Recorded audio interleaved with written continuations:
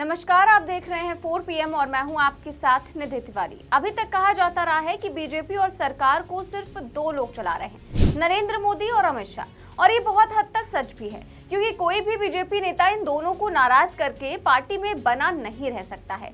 लेकिन अब लगता है कि अमित शाह की पकड़ बीजेपी में कमजोर पड़ने लगी है, क्योंकि जब खुद के सांसद अमित शाह की पसंद को नापसंद करें और उसे वोट देने लग जाएं, जिसको विपक्ष सपोर्ट कर रहा है, तो जरूर दाल में कुछ काला है। दरअसल कल आधी रात को एक ऐसा चुनाव हुआ जिसके लिए दो बीजेपी नेता आमने सामने आ जाते हैं और जीत उसकी होती है जिसको सोनिया गांधी वोट देती हैं। जो कैंडिडेट अमित शाह के सपोर्ट से चुनाव लड़ रहा था, उसकी हार हो जाती है।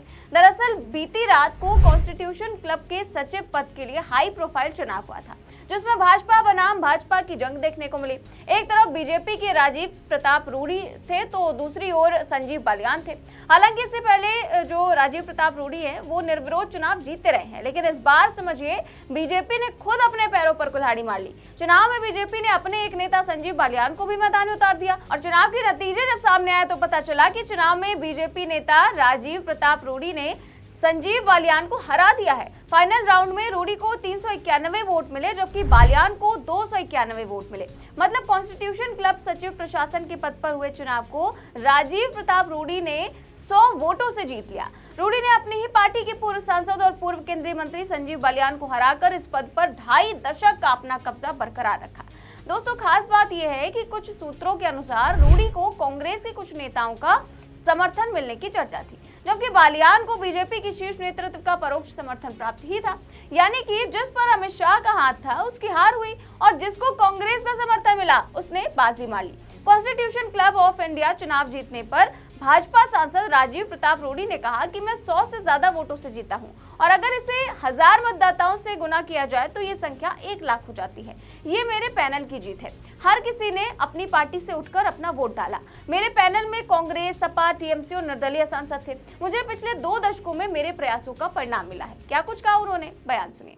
मुझे लगता है अनुमानित तौर पर औपचारिक रूप से प्रकाशन 100 से अधिक मतों से मैं जीता हूँ और अगर 1000 से मल्टीप्लाई कर दे उसको, पूरे मतदाता को 1000 को, तो 1 लाख अगर मान ले तो लगभग अच्छे वोटों से मैं जीता हूँ और ये मेरे पैनल की जीत है।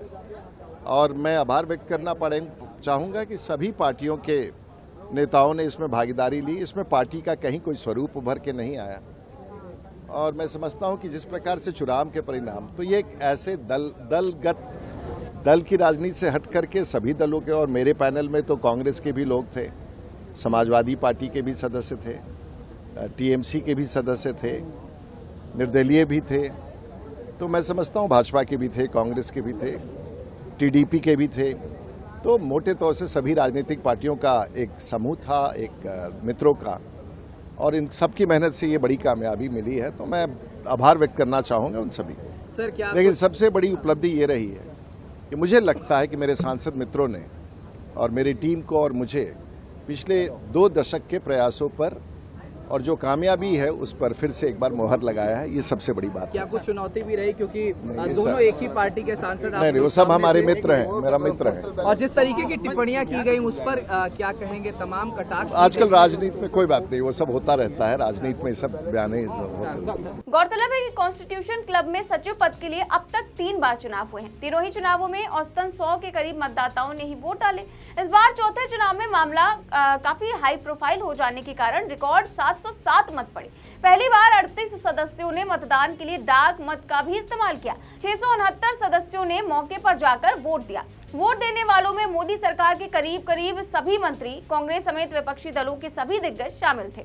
गौरतलब है कि इस चुनाव में वर्तमान और पूर्व सांसद ही वोट डाल सकते हैं। इनकी संख्या करीब 1300 है। सचिव पद के चुनाव में 2009 में भी भाजपा बनाम भाजपा की जंग हुई थी। तब रूडी के सामने पूर्व राष्ट्रपति रामनाथ कोविंद थे। तब भी जीत रूडी के हिस्से आई थी। रूडी 1999 में कॉन्स्टिट्यूशन क्लब के पदेन सचिव नियुक्त किए गए थे। चुनाव की प्रक्रिया 2009 से शुरू हुई, वो तब से इस पद पर कायम है। कॉन्स्टिट्यूशन क्लब में सचिव पद के लिए 20 साल बाद चुनाव हो रहा था। ऐसे में इसको लेकर चर्चाएं तेज हो गई थी। बीजेपी के सांसद और पूर्व केंद्रीय मंत्री संजीव बालियान आखिरी समय में उम्मीदवार बने थे। इसके पहले राजीव प्रताप रूडी 4 बार निर्विरोध इस पद पर जीत चुके थे। दोनों नेताओं ने जमकर प्रचार किया और सांसदों ने भी पार्टी लाइन से हटकर वोटिंग की। बीजेपी नेता निशिकांत दुबे जो इन दिनों मोदी जी और अमित शाह की आंख का तारा बने हुए हैं, तो दुबे को गृह मंत्री अमित शाह का करीबी भी माना जाता है। वो इस चुनाव में खुलकर बालियान के सपोर्ट में खड़े हुए थे। दुबे ने कॉन्स्टिट्यूशन क्लब में दलालों के कब्जे का आरोप लगाकर सनसनी फैला दी थी। वहीं दूसरी ओर रूडी के पक्ष में भाजपा के कुछ सांसदों के साथ कांग्रेस समेत विपक्षी दिग्गज नेताओं ने भी मोर्चा संभाला। रूडी के पक्ष में उत्तर प्रदेश के एक वरिष्ठ नेता ने भी मोर्चा संभाला और राजपूत लॉबी भी सक्रिय हो गए। कई सदस्यों ने अपने अपने करीबियों को फोन कर अपने पसंदीदा उम्मीदवार के लिए वोट डालने को मनाया। खबर है कि जब सोनिया गांधी को इसका पता चला कि अमित शाह के समर्थन से संजीव बालियान को रूडी के सामने मैदान में उतारा गया है, तो उन्होंने बड़ी होशियारी से जाल बिछाया और न केवल विपक्ष के तमाम सांसदों को गोलबंद किया, बल्कि उन बीजेपी के सांसदों को भी गोलबंद किया जो बीजेपी के ही संजीव बालियान के खड़े होने से बहुत खुश नहीं थे और राजीव प्रताप रूडी को वोट देना चाहते थे, लेकिन आलाकमान की मर्जी के खिलाफ जाने से कतरा रहे थे। सोनिया गांधी उन तक अपना मैसेज पहुंचाते हुए बीजेपी के सांसदों को भी रूडी को समर्थन देने के लिए उन्होंने मना लिया, जिसके बाद पहली बार चुनाव में डाक मत का ही प्रयोग नहीं हुआ, बल्कि भाजपा अध्यक्ष जेपी नड्डा, गृह मंत्री अमित शाह, कांग्रेस अध्यक्ष मल्लिकार्जुन खड़गे, कांग्रेस की पूर्व अध्यक्ष सोनिया गांधी समेत कई बड़ी सियासी हस्तियों ने मताधिकार का प्रयोग किया, जिसके बाद जो परिणाम आया उसने अमित शाह की टेंशन को बढ़ा दिया। देखिए, सबको मालूम था कि संजीव बालियान को अमित शाह का सपोर्ट मिला हुआ है। अमित शाह खुद इस चुनाव में अपना मत डालने के लिए पहुंचे थे। मतलब साफ था कि बीजेपी के सांसदों को रूडी को वोट न देकर संजीव बालियान को वोट देना चाहिए था। इसके बावजूद भी बीजेपी सांसदों ने अमित शाह की मर्जी के खिलाफ जाते हुए रूडी को समर्थन किया। सोचिए, अमित शाह जो बीजेपी के नंबर 2 नेता हैं, जिनकी मर्जी के बिना बीजेपी में एक पत्ता तक नहीं हिलता, उनकी मर्जी के खिलाफ वोटिंग हुई। लेकिन ऐसा क्यों हुआ, ये आपको समझाते हैं। दोस्तों, राजीव प्रताप रूडी को कभी भी अमित शाह के कैंप का नहीं माना गया है। वो बिहार से आते हैं और अपनी साफ सुथरी राजनीति के लिए जाने जाते हैं। रूडी को चुनाव जीतने के लिए कभी भी मोदी अमित शाह की जरूरत नहीं पड़ी है। वो बिहार में मोदी अमित शाह के पहले भी चुनाव जीतते आए हैं। इसके साथ ही कहा जाता है कि राजीव प्रताप की यूपी सीएम योगी आदित्यनाथ से भी बड़े अच्छे संबंध हैं।